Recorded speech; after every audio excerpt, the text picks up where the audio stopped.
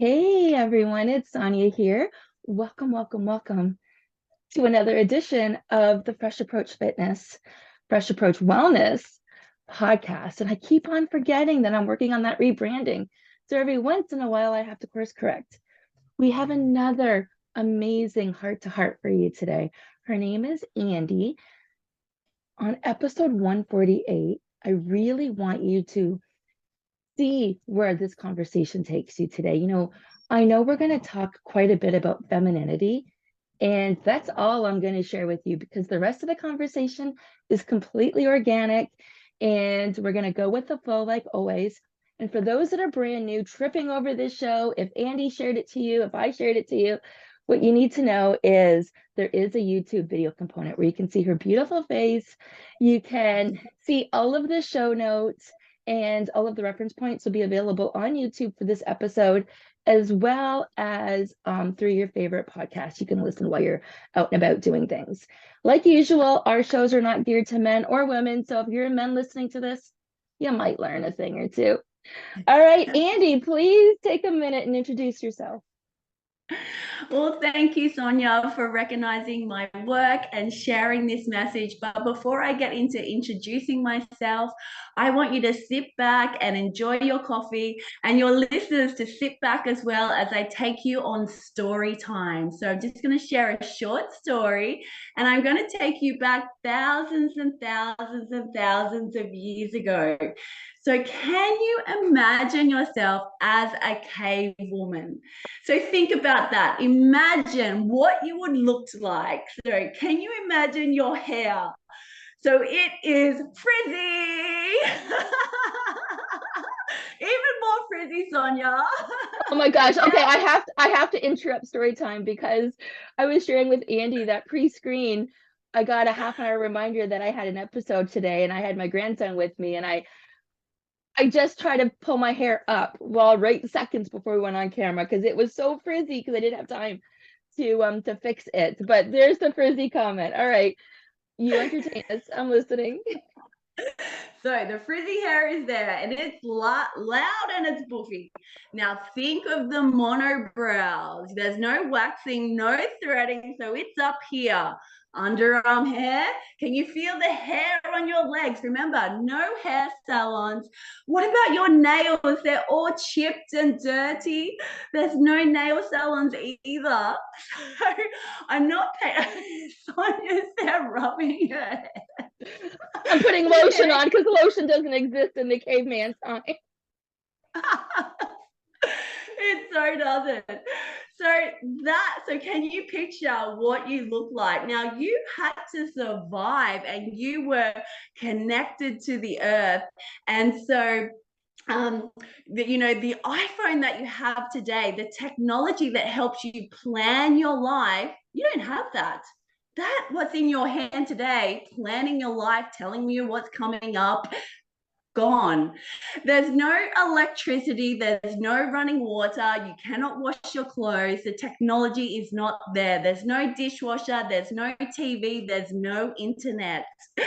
So I'm painting a very negative picture, but imagine being so connected to the earth and to the rise of the sun and the sunset, to the seasons of the year, because you had to survive. It was harsh conditions. You had to make sure that you survived because there was wild animals out there and you needed to find food. Now, the most positive thing about this was, as a woman, you weren't alone. You were in a tribe with other women. And also the men were there, of course, but they had their special role. They need to go out and they had to hunt. They had to provide resources for the tribe, meat for the tribe, in order to make sure that their tribe like survived and thrived, and that meat was growing the brain. And that was their important role. So let's go back to the women. So they were so all connected.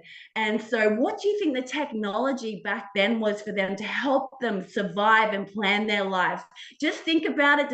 I'll tell you the answer. I know you know it. So you know, they in this tribe of women, they, you know, women were pregnant, women had babies, you know, we had to ensure the survival of our baby. Winter was always coming. We needed food and water. And so what was that technology all the way back then? It was the same planning tool as the iPhone. It was so powerful, it was so inherent in them. I know you know it, I know it's Do on you the want tip my of your guess? tongue. Do Do you you want want to my guess? guess? I do want to guess. Okay, have a guess. My guess for technology way back then was literally Yeah. this, the moon, the sun and the Yes. moon. Yeah. Yeah. Very good. So the women in their tribes, because they were so together, remember there's no electricity, so they were connected to the natural sunlight and to the natural moonlight. And so they would see that they would bleed, they would have their menstrual cycles under the new moon, and they would count the number of days from one new moon to the next, and it was 29.5 days. And so that became a key planning tool and actually raised the consciousness for men in helping them understand past, present, and future. Because what they worked out was that that one cycle from one new moon to the next was one lunar month. And then it took 9 lunar months to birth a baby. And so they realized that the past act of having sex with their husband led to the present of carrying the baby, and led to the future event of giving birth and making sure that their baby survived. And so, with this information of past, present, and future, all connected to understanding their menstrual cycle, they were able to give that strategy to man. Because, you know, man is not the most fiercest animal out there. He has to deal with the lions, like who knows what he had to deal with back then. Remember, we're talking, you know, thousands and Yeah. thousands of years ago. But with that concept of past, present, and future, she gave that him to be able to strategically hunt the food for their survival. And so with the moon's energies, and I've just got a my whiteboard, I don't know, can you see that? Perfect.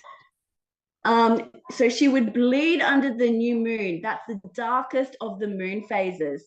And then as the moon's light started to grow and grow into brightness to the waxing moon, she felt her energy come back, and she could feel that she was most productive in helping her tribe survive and getting things done.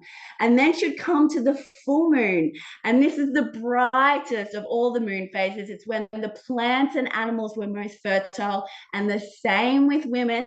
This is the most fertile back then, when we're so connected to the earth. We're so fertile. So this is when the intimacy happened. This is when babies were made. This is when they celebrated their harvest. This is when they took time off, and yeah, they just celebrated life. And then as we moved around to the waning moon, the last moon cycle, the moon starting to get darker and darker as it finishes the cycle and heads back up to start the cycle again to the new moon. And so this was an introspective time. It was a time to reevaluate their life, like both spiritually and physically, and also to reorganize their life. So that's how she used the power of the moon every 29.5 days to live from the inside and to listen to her body and her feminine intuition, and help herself, her community, her tribe plan for their survival as they continue to go round and round and round. So yes, I just what came up for you when I was telling you that story? Did anything did it bring a memory Well, it wasn't just, back, oh, or sorry, we just froze for half a second. We'll see how it goes. It looks like you froze. Um, Hopefully she'll come right back. I'm gonna wait a second to answer Andy's question. We do have a snowstorm here, so that could be what's going on. We might have to rebook this. But I'm gonna just keep on talking and seeing. So I want to wait and answer Andy's question, but there is a book that I've read. So I'm just going to write this down. Book, and then the first thing that came to mind is where are we at today? She's coming back. So to answer your questions, Andy, there was three things that came up. A book I've read, and I'm not sure what it's called. It could be called, and I'm going to reference the right book in the show notes, but it could be called Do Less by Kate um, Northup. It could be her. Yeah. And if not, it's a different book. I know it's an audio that I listened to when I was gardening because I was so excited about everything that I heard. And she talked about the moon cycles, and she talked about, and that's why I think it's this book, because you don't need to be on 100% all month, because naturally you're fighting against the grain, which leads to one of the questions I had for you. So what other feelings came up was actually appreciation for how far we've come.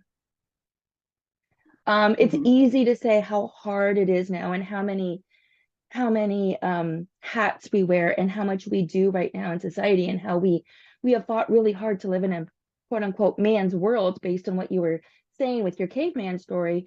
And yes, we've come so far, but that also means we're juggling all of these things.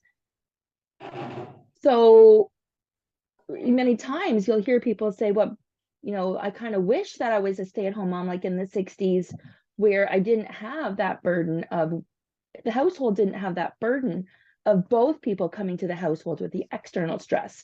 One person was at home, but no, this story, which is 100% true and accurate, and we know this, or we wouldn't exist today, because these are our ancestors. So it just reminded me how exceptional and grateful we are to be born in this particular time, because I couldn't imagine having my cycle during that time. I couldn't imagine all of these different things that make us feel good. And then a final question that I have for you, and this is something I'd love to dive into, is the 4 cycles of the moon phase. You said the new moon, the something, waning or waxing? Waxing. Waxing first, then full, then waning, right? Yeah. And what if, as moms, as aunts, hiccups, what, hang on. For the record, queens, check out my cup. Queen of everything. Tony did say king of everything, but his broke. Just saying. And my water today, Stay true, beautiful. I had to interrupt that. Okay, so what I was saying was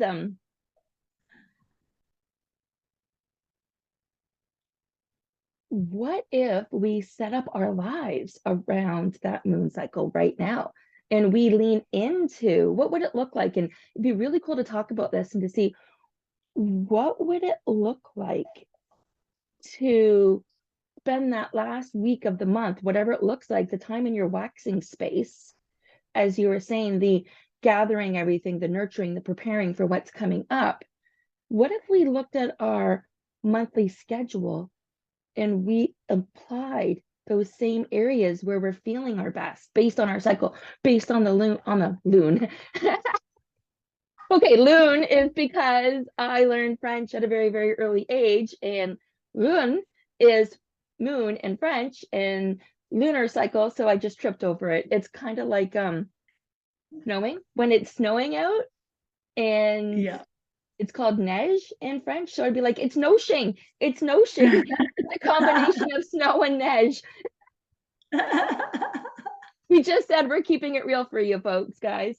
Okay, so those are the things that came up for me. Can we talk about those?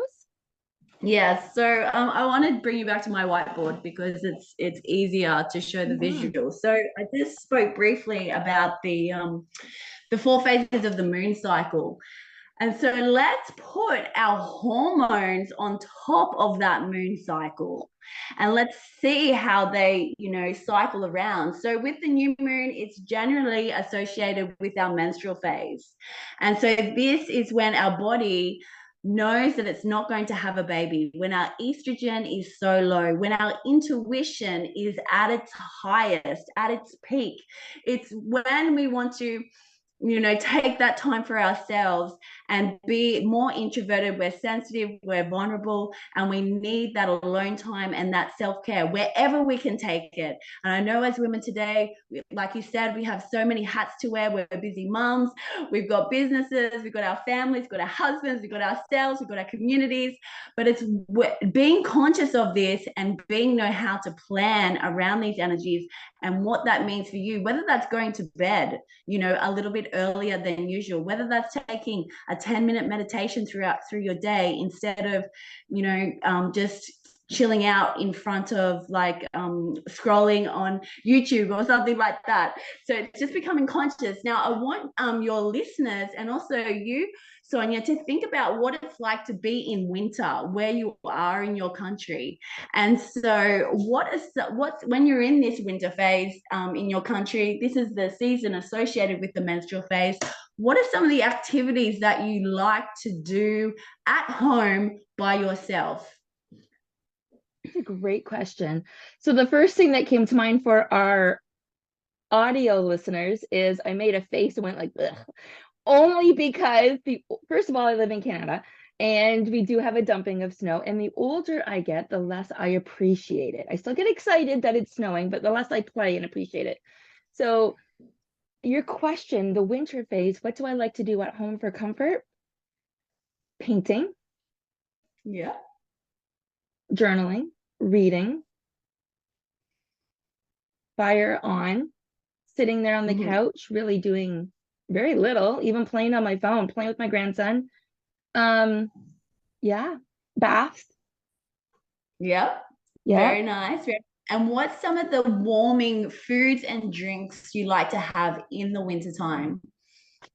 Yeah, more tea and food are things like I prefer things like chili and soups and stews. They're not Yeah. necessarily household favorites, but I like a soup a week. Like I'll make a big batch of soup a week, and eat that. I guess wholesome and heavier foods. Yes, very good, very good. So yeah, so when you're in your menstrual phase, connect that with the winter season. Now we're going to go into our follicular phase, which is connected to the waxing moon. And so our body is seeing the estrogen rise and the testosterone start to rise as well. And our follicles are preparing eggs. They don't know which eggs is going to be the strongest on which side of the ovaries. They're just preparing, just preparing. And so I want you to think of the spring season, and I want you to think of how that energy comes rushing in and that you have the excitement and the passion for life. And now the hibernation is leaving you behind and you just want to get out into the world. You want to start doing things. You got that independence and you want to be out in the world and you want to get things done and you want to be productive. And so tell me now some of your favorite spring activities to do outside. And for your listeners, I want you to think about the same question. What are some of your favorite spring activities that you want to do outside? Okay, so that's great because I mean, in winter, I do get outside often, but I will let the weather interfere a little bit, a little bit. Yeah. But in the spring, I am outside almost every day. So in the spring, I am stepping up, where in the winter I can walk, maybe run, but in the spring, I'm definitely running and cycling a lot more with my friends. I am planting seeds for the garden if the timing is right, maybe late spring. I am enjoying that sunshine and that breath of fresh air all the time. And again, it doesn't really matter what it is. Yeah, beautiful. Excellent. Okay. And now we're going to move around to our ovulation phase. So this is the summertime of our cycle. And so our body has chosen the ovary, which has the strongest egg to release. And so that's released into the fallopian tube, and our testosterone is at its peak, estrogen is at its peak. And so we are looking our best on the outside, we are feeling our best on the inside, we are ready to socialize, we are ready for intimacy, we are ready to be there to help others, to serve our community, and we are there to communicate. And we have strong communication skills. This is our peak confidence of our cycle. So now I want you to think about your summer time, but I want you to think about what's your favorite activities to do with family and friends in the summertime. Hang out by the pool, Yeah. be social by the pool, be social by the beach. So just being together, really. And again, outdoors, whether it's a picnic, whether it's a hike, but normally it's where we're sitting there together and we can hear each other, we can feel the energy, we can talk. Yeah. Yeah, excellent. And now I want to take that one step further, and I want you to tell me your favorite summertime foods and drinks. Okay, so it's really cool. I like this. Um, Iced tea, lemonade, lemon in my water, a lot more water in the summertime. Yeah. And I'm trying to think, I'll pretty much drink more vodka in the summer. Like I'll drink, but a lighter drink with Mhm. with stuff in it. Where in the winter it's more like a cider or heavier, almost like a Merlot if I'm having a wine. Now in the summertime, foods would be, if I had to describe it for me, it would be low effort, almost like a Mhm. charcuterie board, but full Yeah. of fruits and vegetables and things that you can pick at and snack and graze. I don't want anything heavy. It needs to be light. So whether it's a watermelon cucumber soup that I make that's cold, like a gazpacho, or Mhm. refreshing, cool, Yeah. light. Yes, yes. Yes. Okay. So now can you see how that was different to what your body needed in the wintertime compared to what your body needed in your summer ovulation phase Yeah, energies? yeah, Yeah. So it's very interesting. Now we go to our last phase of our cycle, which is our luteal phase, which is our inner autumn, inner fall energies. And so estrogen has dropped completely. Progesterone has risen. Our body thinks the egg, which is buried into our uterus now, is going to be fertilized. And it is waiting, like it already thinks it's pregnant. So you're going to have like probably, I can have like probably over 10 days being in my PMS phase until my body says, oh, you didn't get pregnant. We got to start the cycle again. So when we're here, our body thinks we're pregnant. So what does that mean? It means we want to be at home. It means we're more introverted. It means that our baking skills, we want to bake a lot. It means we want to clean a lot. And if you think about, you've had 3 children, that's right, 3 daughters. If you think about the third trimester of being pregnant, where nesting. you are nesting, where you are preparing for your baby to come, this is your luteal phase, your PMS phase. This is also where our emotions are, and where I like to think that our truth bonds are directing us to go turn inward and to work on the things that are coming up for us. And also it's showing us that we need to slow down. All those PMS symptoms, all those the cramping, and they're telling us to slow down. It is time to slow down. Our body is talking to us through our emotions. And also these 2 phases is where our veil to our subconscious is our most thinnest.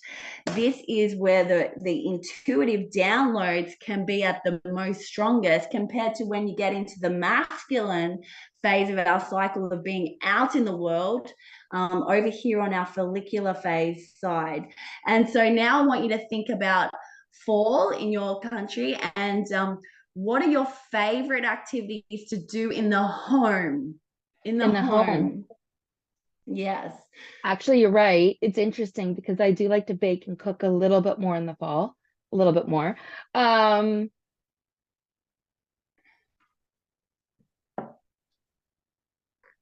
in the home. I don't know. Well, you've already said painting before, so it's, Yeah, I do painting. paint a little bit more in the fall, yeah. And um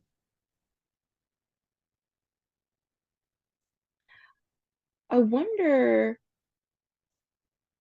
no, I don't know. I'm kind of stuck on that one. That's gonna make me sit and think about it. Yep. Okay, that's okay. So what I wanted to show you, asked about how can we plan our life around our cycle? And I wanted to give you a taste of what it's like. Our hormones are talking to us, every single phase of our cycle, every single day of our cycle. And if your audience can just think of this is what is so mind-blowing if we just look at the biological level of this. Our body wants us to get pregnant every single month. And so our hormones are directing our behaviors in order to make that happen. So, for example, when we get into our follicular phase, our mind clarity is at the clearest of our cycles. We've just got out of our menstrual phase where it's so foggy and where our mind is so clear. If you look at the biological level, why is that happening? Is because our body needs to be on alert to discern the mate that is going to fertilize our egg, the most successful for our genes. And now, if we look at here in our luteal phase, where the hormones are making us nest more, what on a biological level is happening? Why are they doing that? They're protecting the egg that the body thinks is fertilized. And so it's doing everything in its power to protect that egg. It wants the egg to survive. And so that's why you're sensitive. That's why, you're vulnerable. And that's why all those emotions are coming up for you at that phase. And that's if we just take the biological level. And now remember, this cycle continues to go round and round and round. So listen to this clearly again. Every 28 days, you have 4 seasons in one. And when you can live consciously with that, you're living from the most feminine part of you. You become one with your hormones, one with your body, and one with your feminine intuition. And so that's what I want to take you to the planning side, how we can plan our life around our cycle. And now I want you to take one step further. Think of your masculine calendar. Think of the masculine calendar that's on the wall, the printed out calendars, you can see it. Can you see it on the wall? Sunday, Monday, Tuesday, Wednesday, Thursday, Friday, Saturday, the block of the month. Now think about your masculine calendar in your iPhone. And, so with the masculine calendar, I want you to think like today is Saturday. That is the masculine calendar. But as a woman, I want you to ask yourself, is it really Saturday? And how can you come and integrate your feminine calendar into your masculine calendar? Because this is what that cave woman was doing many, many, many years ago. She wasn't thinking about, is it Saturday today? Is it Sunday? Is it Monday? She was thinking, what's the moon doing, and what's my body doing, and how am I going to survive? And every one of the women here today that are listening has that inside of them today. And so how I ask myself today, is it really Saturday? Well, for me, I'm at day 24 of my cycle. So for Saturday, I'm in my luteal in waning moon energies. It's the waning moon at the moment. And so I connect with my inner feminine cycle first for Saturday and what that's going to mean for me, knowing what luteal, especially my hormones, what does being in the PMS phase of my cycle, and how can I direct my Saturday according to my hormones.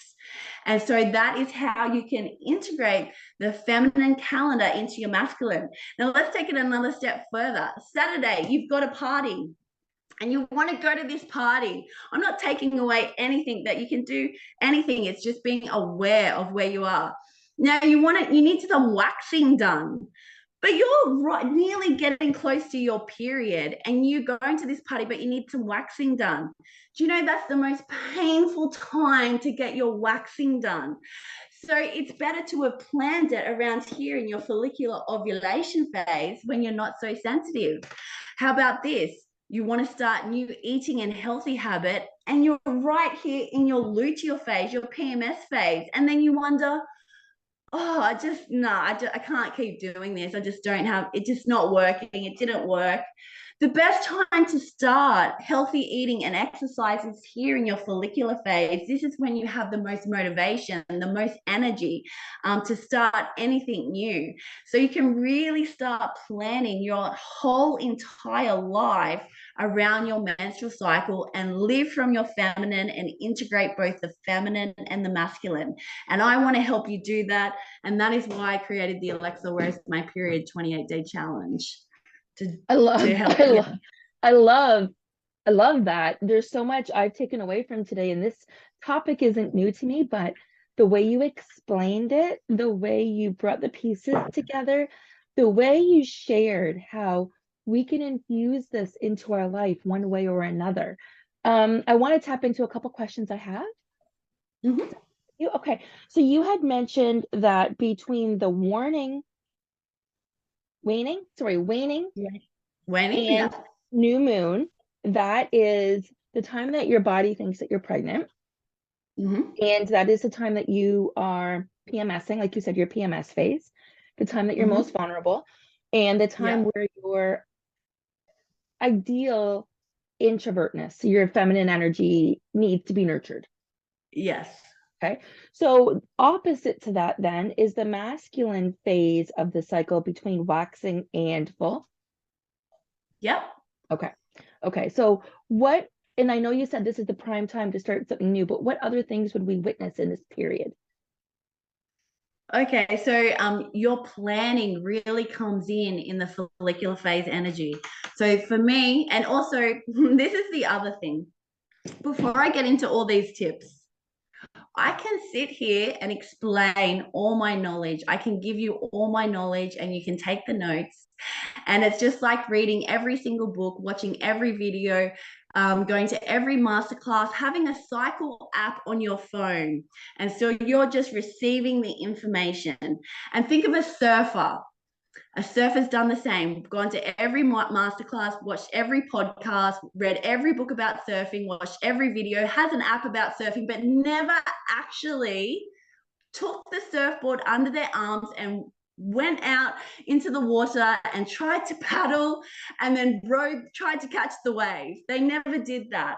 And I just want to say this is the same with the menstrual cycle. You have all this information. I know you know this about your cycle, and I know every woman knows this, what I'm saying, and it's all sitting right here. The only way to get you from where you are right now is to live it consciously, to participate in your cycle, to document, to reflect, to pay attention every single day. And that is the only way true transformation can happen. So what I'm going to say is just guidelines, because you have to get to know your cycle. So for example, when I say ovulation is the most social, extroverted time, it's the most intimate time you can have. You want to be there for others. You want to be out in your community. Do you know, when I hit day 13 of my cycle, I'm ready to turn inwards. I'm only out. I have from my, because I live from my cycle every single day, and I've been doing this for over 10 years. So when I get to, so I've already had from day 4 to around day 12 of being fully out, my fullest expression. And it's not saying that I go introverted completely or anything. It's just that my body shifts. I feel the shift. I could like curl up in a ball from day 13. But for other women, their ovulation phase, their social energy keeps going. One lady that did the challenge, it went to day 21 of her cycle, that extroverted, that full of energy, that get things done. So I just wanted to put a disclaimer on that, because you have to be able to listen to your own inner feminine energy and your own cycle. So let's go back to, sorry about that detour, but No, it I is think true.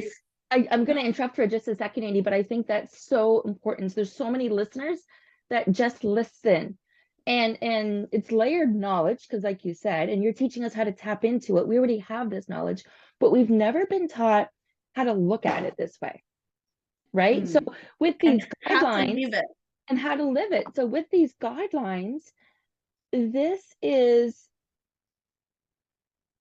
a guideline. This is a foundation that you can start by, but figure out where you're at. I'm very extroverted, 100%. So I think my section there might be a little bit bigger. However, when I crash, when I'm done, and that's where I need to retreat a little bit. So it's very interesting because now I'm kind of connecting the dots as to why I am the way I am. And that's what you're going to learn.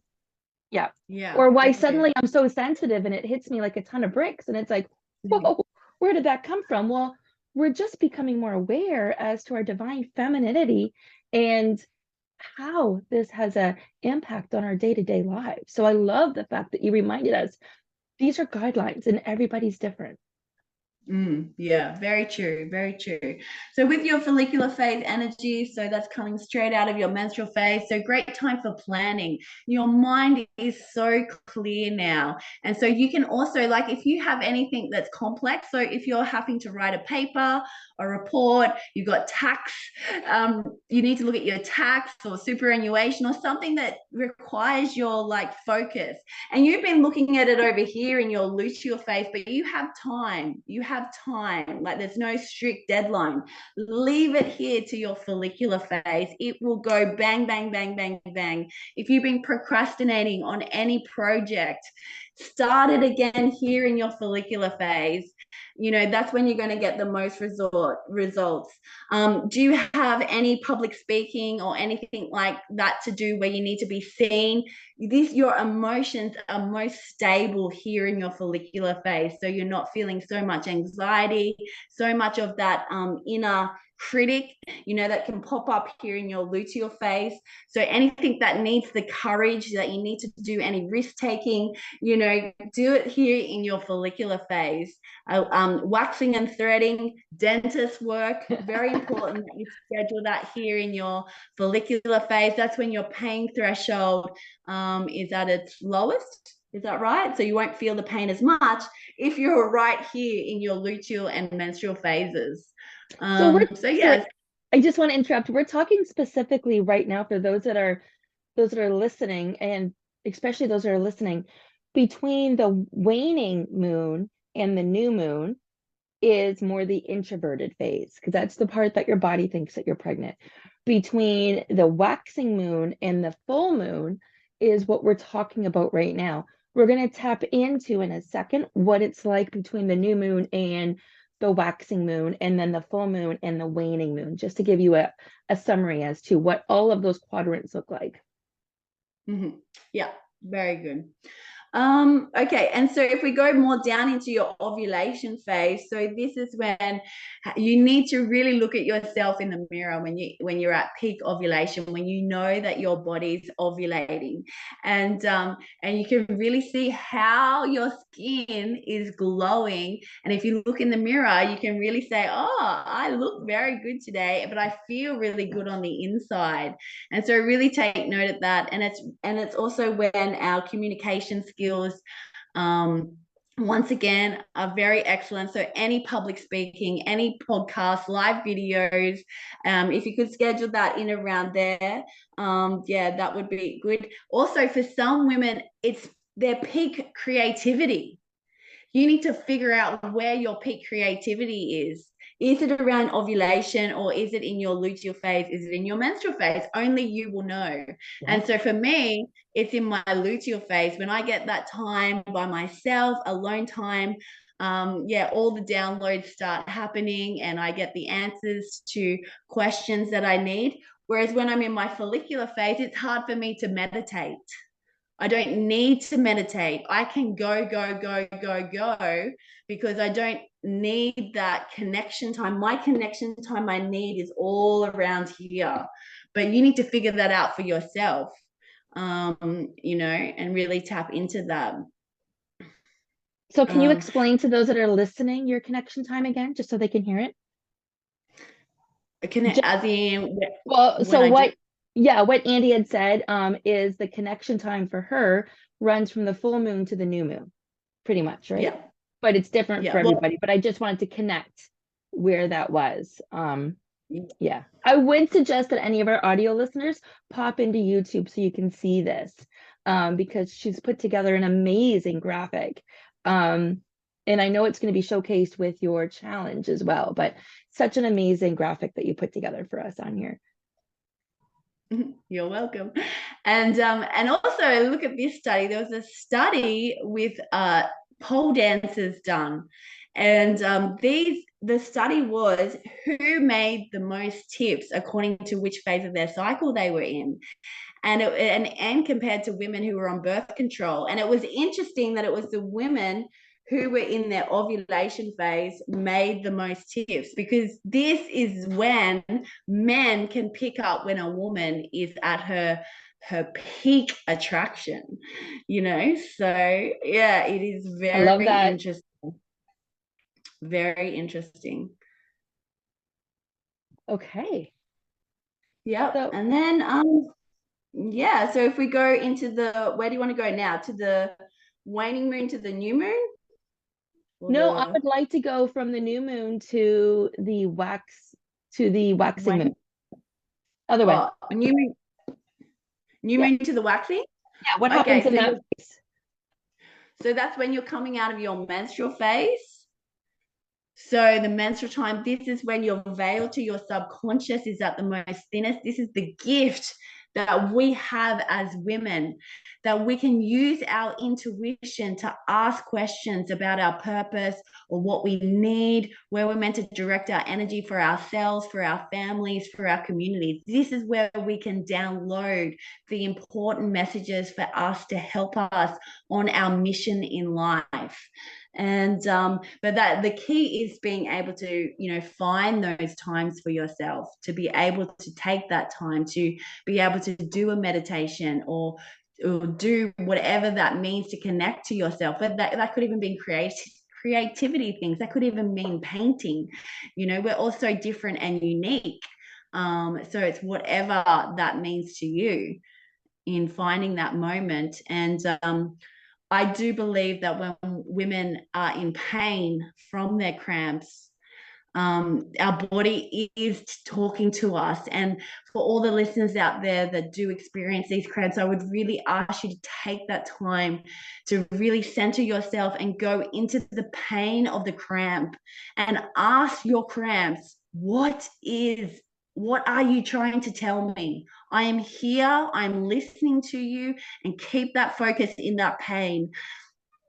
Journal if you can, and then if you can, and move the energy. Walking is such a good movement, to move the energy as well. But you need to go in and start really listening to your body and trying to understand what she is trying to tell you, because she's talking so loudly to you. So between, and I just want to be clear. So between, I see you've got menstrual written there. So between the new moon and the waxing moon, no, Yeah. yeah, that is when you likely have your period. Well, Well, this is the other thing. So I Okay. had to start with the story going back to the cavemen when women would usually have their menstrual cycle under the new moon. But women today aren't as connected to the natural light. You know, we have artificial light, we aren't connected to nature. And so women today bleed on the new moon, they bleed on the waxing moon, they bleed on the full moon, and they bleed on Okay. the waning moon. And I just like to say it doesn't matter that you're not bleeding under the traditional cycle of a woman. This is called the white moon cycle. What is important is that you have a healthy menstrual cycle for you, and that it is regular, because our menstrual cycle is a reflection of how healthy our body is. It's Ah, just like our heartbeat, our pulse, our blood pressure, all yep. those things. Our menstrual cycle is reflection of our health. So I actually bleed under the waning moon at the moment. And so Okay. this is the purple moon cycle. It's a transitional cycle because I'm bleeding under the darkness of the waning moon. It's a time of me to go within, to turn inwards, so I can emerge as the woman I'm meant to be on this earth, and fulfill my purpose in life. So I'm doing a lot of, and it's really cool to see the archetypal messages behind which moon you bleed on, and to see what's happening in your life, and to see if that message resonates with you. So interesting, so fascinating. Yeah, it would be so fascinating, right? So what I'm hearing you say is it really doesn't matter which moon you bleed under, but pick it No. up from there because the phases of the moon don't change. So which season are you literally in when you start bleeding and then go from there? Yeah, and it's interesting Yeah. to observe if you like stay on the waning moon. For over 3 years, I just stayed on the waning moon. It was remarkable. It was only last year that it started to shift. I think I went to the waxing moon, I then went to the full moon, I went back to the waxing moon, and then the full moon, and now I'm back on the waning moon. So I just find it really interesting to see, to observe that pattern, to see what's happening in your life, and just to see where the message resonates with you, and to always know best that your menstrual cycle has so much wisdom, and she delivers your cycle when you're so in tune at the right time for you. Yeah. I love that. Okay, so we talked about um what we didn't talk about yet was the full moon leading into the waning moon. Okay. What typically happens in that stage? So this is where you still could be, you're still out in the world, and that you're slowly starting to like turn inwards, where you really want to start being more at home, that you really need to look at your social calendar and really be intuitive with knowing which social events are right for you and which you can say no to. And so the world is like a food buffet. We can eat everything at the buffet. And I've have you experienced that? I surely have. And then I've now gone to the buffet, and I'm consciously going, no, I'm only going to have this amount, and I'm only going to stick with that. And that's the same when we're getting into our luteal phase, when we're starting to turn inwards. And you really need to find out what day of your cycle that happens. Is it day 17? Is it day 19? Is it day 21? And you need to keep doing it, because this is the only way you're going to become conscious of your cycle and see if there's a pattern. See, I have patterns. My hormones drop when I'm day 17, 19, 21, and 23. What that means to me is I'm going out about my day. I'm feeling okay. I'm in my luteal phase, so my PMS phase. But then this drop of energy happens, and I need to go do an inner child meditation, and I need to reconnect to my spirit, to my inner child, and just say that she's cared for, and have that reconnection, and then I can go back out into my family, and I'm okay. And so that's what happens for me. So you have to really see the shift in yourself, in how much you can give to others, and when you need to turn back inwards Yeah. into yourself. And that's kind of my biggest takeaway with what I've observed when we go back to the diagram that you drew us with a circle and the full moon at the new moon at the top and the full moon at the bottom, and on either side, especially to the right between the new moon and the waxing moon, um, Mm-hmm. just giving everybody a physical, it's like a circle with a top and a bottom, which is the full moon and the new moon at the bottom. No, other way around. The new moon at the Mm-hmm. top, the full moon at the bottom, and you've got the waxing and the waning on either side. Okay, Yeah. so what I'm hearing, and I think this is a really interesting part, is really kind of like life. There are two main seasons, and if you look at your cycle like summer and winter, where you're either completely extroverted or completely introverted, but you've got the two on the side that are helping you lean into one and then lean out of one and into the other. If you Mm-hmm. listen, if Yeah. you listen. Yeah. So, how would you suggest somebody get started with paying attention to their cycles? Just wait until their next period to figure it out. Well, I would really recommend that you do the Alexa, Where's My Period 28-day challenge. This is like the most groundbreaking conscious cycle wellness challenge that you can do to really tap in and to start listening to your body. And it's only through documenting, observing, and reflecting that those aha moments are going to come. And I've now done this with women around the world now for over 2 years. And like I said, you all have it right here. And even if I have a conversation with women, they know what happens in their PMS phase. They know that, oh, this happens, my cravings happen, this is, they know. But it's also living your entire cycle. It's not just about the PMS phase, and it's not just about the period. It's about living consciously every phase of the cycle. And it can only happen through documenting and living it consciously. Yeah, and that's why I've created this, because when I learned this at 32, I'm just about to turn 42 soon, and so this hit me on the inside, and I knew that this was my purpose in life, because I'd been on a spiritual journey since I was 24, read all the spiritual books, and in that time nobody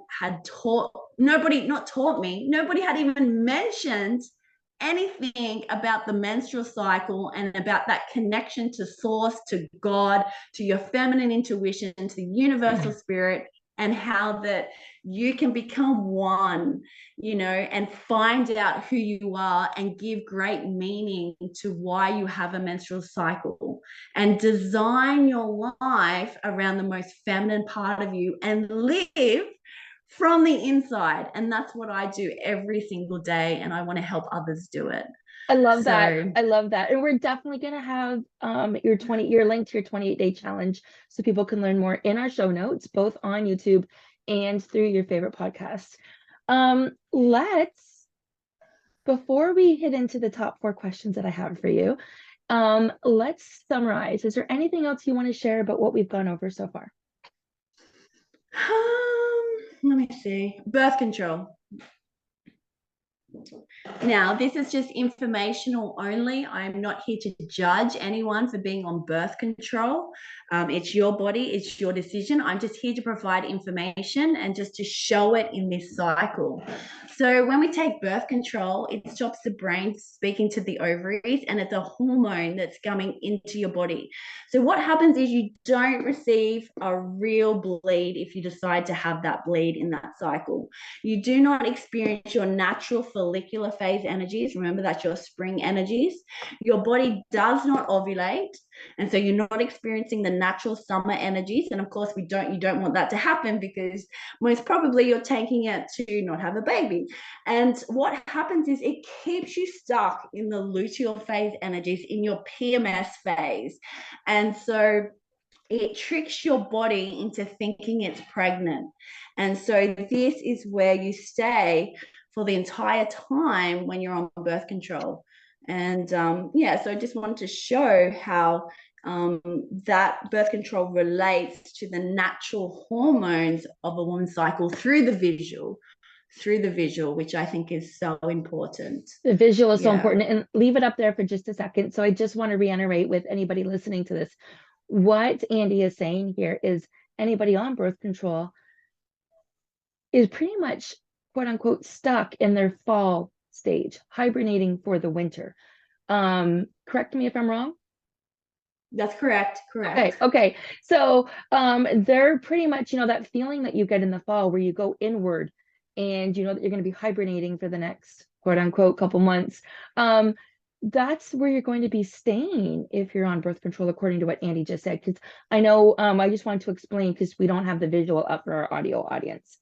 Yeah. Andi, this is amazing. Everything that you've shared with us today.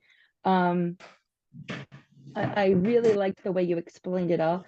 So, how does knowing this impact your mindset? All I can say is that I am who I am because of living through my menstrual cycle. And so I'm able to communicate to my husband of where I am in my cycle. He understands every single phase and what that means to me. And I'm so blessed to have a beautiful husband who works with me with my menstrual cycle. So when I say need those times to do an inner child meditation, he fully understands because I'm not perfect either. I'm still human. I still have blow ups in my penis phase. Look at that. Look at that, your throat chakra. Yeah, my truth bomb. There you go.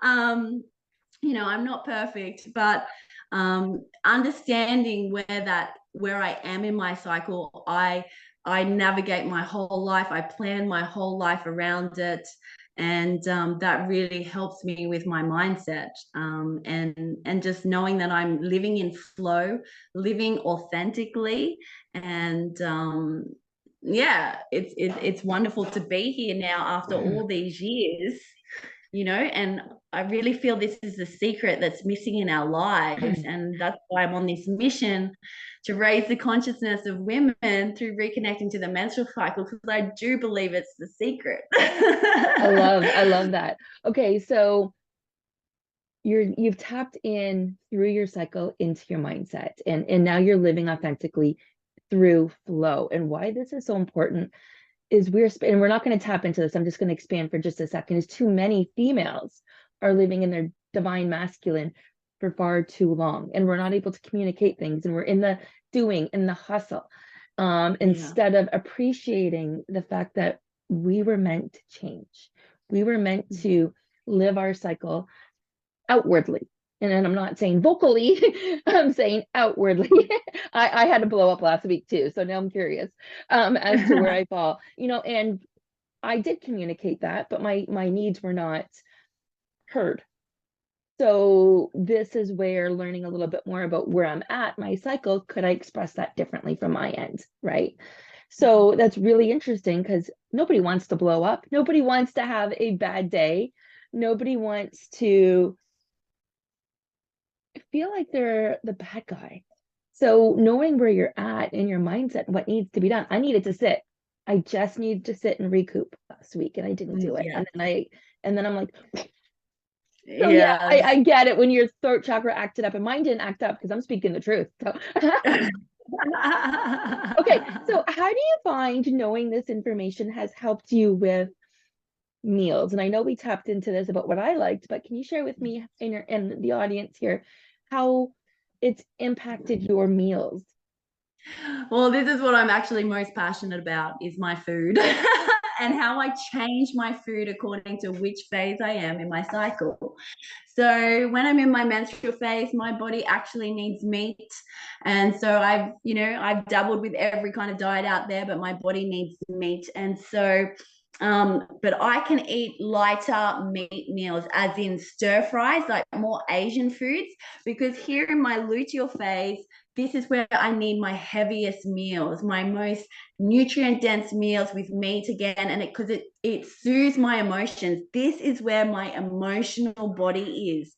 And so I need to eat things like, what have I eaten this month? I had a stew. I've eaten spaghetti bolognese, lasagna, sausages and gravy, anything that takes me back to my mum and what my mum cooked for me and what will soothe my emotions. So My heaviest meals, if it's pasta, I don't eat that much pasta, but if it's pasta, it's always here in my luteal phase. I don't need that pasta when I get up here in my menstrual phase. I need that beef stir fry, that Asian lighter meals. And so when I move into my follicular phase, my spring phase, my appetite shrinks. And now this is what you need to work out in your own cycle, because my appetite shrinks here. I've had women flip where their appetite shrinks here and here, and they're most hungry here and here. And I'm just like, are you sure? I've got to remember everybody has a unique cycle and a unique body, and it's only up to you to decipher what it needs. And so my appetite shrinks. This is where I can eat more vegetarian type meals, more lighter meals. My body doesn't need, I do not need red meat. My body does not need red meat in this phase here or this phase here. And so then when I get up to day 10 of my cycle, my body is starting to get hungrier. And so I need to start, looking at so a salad might no longer do. When I could have a salad here, for example, I need something else with my meal, so my body starts to really pick up. And then especially here, it needs red meat. And it also helps me stabilize my emotions. I think this cycle, I had my red meat too late in the days of my cycle. So maybe day 16, I was kind of like trying to like push it down the cycle, the red meat. And I could feel I was just a bit like, I wasn't grounded. I wasn't in my body. And I was just like, I need meat. I just need the meat to settle my emotions and ground my emotions. So yeah, so that's how I love to bake. All my cooking ability really comes out here in my luteal phase. I just love to be in the kitchen. I'm like, sometimes after my inner child, I'm just like, I have to cook something chocolatey. And I'm there cooking something chocolatey. It's this like tendency, my nesting tendency coming out. It's hilarious. I am so intrigued with all of this. I find it fascinating, especially as a nutrition coach. So, for those that are not familiar, I am a certified personal trainer, a healthy eating and weight loss coach, and an NLP life coach. So, I put all of these things together, and understanding your moods, your emotions, your hormones, where you land is so important to taking care of yourself. And as you're hearing, your mind, your body. So, okay, let's talk about movement. How does your movement vary? Yeah, so I plan it all through my cycle again. Everything, I plan my life around my cycle, because I know that when I get in my follicular phase, that's when I have the most energy. So yeah, so I can do but see, I'm a mum now, so my life is not like when it was like single life, but so my number one priority is my son.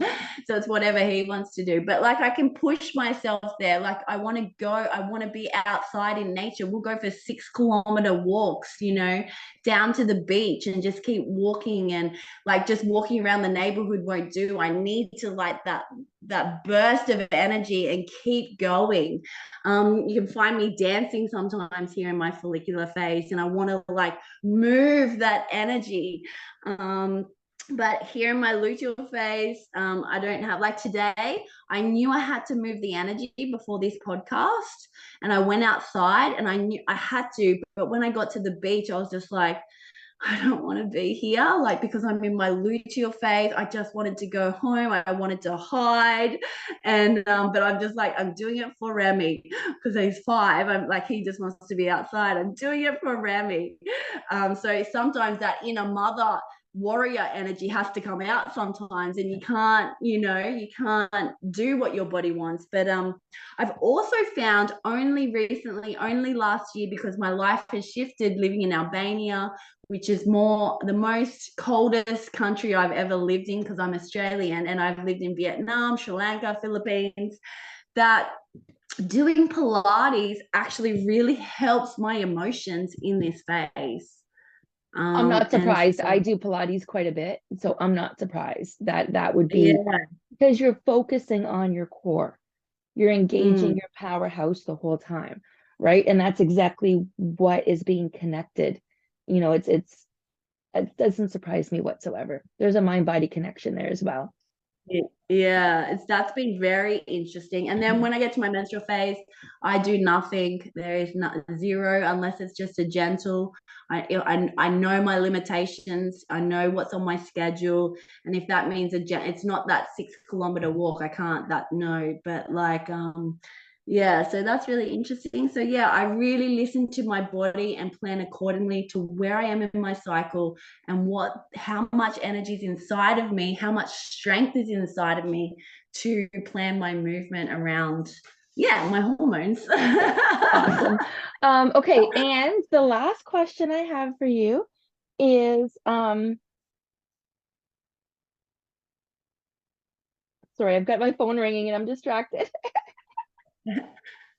Um, your relationship with money, how has that changed? Like when I say that, I'm talking like stress. Money is the biggest stressor, as we know, in most relationships and most people's lives. Money is a fundamental stressor. So how do you think your relationship with money has changed as you've been applying your to the cycle? Mm, wow, that is a very, I don't know how I can relate to a cycle, but if And I it might really not think relate to about this cycle. Like it might it, well, I not. just So yeah, I just quickly relate it to the cycle. If I have any money fears, it probably comes up here in my luteal phase. All my okay. insecurities would probably come up if I had to relate it to the cycle. But my money, yeah, my journey has been very interesting because I don't live in mainstream Australia, and so I live a very different life, and so I've had to really look at my ego around what money and wealth meant to me, and and so I always thought that I'd live near my mum and have the house and the car and everything like that. But my life was never planned to do that. And so I had a really hard time in Sri Lanka because I didn't want this to be my life. I wanted it to be back in Australia. And I thought that's where my life was. So I had an ego attachment that I had to really work on to money and what it meant for me. But then what happened was we moved to Vietnam, and I had a amazing breakthrough where I realized that I'm not a house person. Like if I had to choose between experiences and a house, I would choose experiences. And I'm not a woman that does the decor stuff. I'm not that woman. Don't have that creativity in me, and I don't want to put my time on that. And so that was a really real big breakthrough for me, breaking that conditioning of the house and looking at what my life was like, focusing on the blessings and how that I had all these experiences for with my family and my 5-year-old. So yeah, I don't know. That's what I would say at the moment to that No, question. I think that's great. And what I like hearing about this is, well, everybody's relationship with money is different. Second of all, it's not as traditional as you might think it is. Sometimes your path leads in a different way. And based on Mm, your experiences, you've learned so much more about who you are. And now you're confident saying, I don't need those things. That's not necessarily who I am. The experiences, though, is who I am. And I do the things I do for the experiences I can gain. Yeah. yeah. So, So is there anything else you would like to share before we sign off today? I just encourage that if I've inspired you to reconnect to your cycle and to live consciously, because that's the way like true transformation can happen. And I want you to truly transform. And I want you to go on another level with a connection to understanding your hormones and your cycle and your feminine intuition, and know how to plan your life around your cycle and integrate that into your masculine calendar, because we can't take that away. Our masculine calendar, it's always going to be there. We always have roles and responsibilities that we have to show up for, but it's having that awareness, and I want to help you integrate it. So if I've inspired you, please get in touch and let's start your day one of your challenge and that can be private or public. I've started the whole challenge series with women doing it publicly from around the world, in order to share this work, in order to get the message out there and to show other women this is the results that can happen, and so to have public social proof. And so I want to also offer your listeners two offers. One, you can come do the challenge privately with me, and there's a coaching fee for us to do privately, or if you feel so passionate to use it as a social media content plan to share your story, your journey with your audience, and to spread this message even further, I will provide my coaching services free of charge, if you do that. So yeah, I'm available on Facebook or LinkedIn. So, and I'm sure you'll have my contact notes and details in the show notes, and then yeah, easily contactable. I love that. And we're going to have all of your information there. We're going to have details about your offer in there and quick links to be able to access you in there. And my contact information will be there as well for Andi's audience, or for any of my audience. You can definitely cross either one of us. We can help either one of you. She is the pro for your cycle, though, just to be clear. Oh, one other thing is this challenge also relates to women in menopause. Don't think that you've lost your cycle just because you're postmenopausal, or if you're going in that menopausal stage, you still hold the inherent cycle within you. It's in the wisdom of your womb center. I've even had a woman who had a hysterectomy but also has her ovaries working, but it does not mean she menstruates, but she's had her womb removed. She's done the challenge and reconnected to her feminine intuition on that level. And what happens with women who are like this, that want to do it postmenopausal or don't have their period anymore for some reason, like they've had a hysterectomy, we will start you with the moon cycle and live that inherent cycle that you were connected to all those thousands of years ago. So start on the new moon. But yeah, so I just wanted to say that. So it's for any woman who is menstruating, perimenopausal, menopausal, postmenopausal, you're all welcome to do the challenge. And I've had all women do the challenge now, and you can see it on my social media, the proof of their experience. And Yeah. thank goodness, I just want to sign off saying, thank goodness we're no longer cave women. I could only imagine how frizzy my hair would be. I could only imagine how hairy I would be and how uncolorful I would be.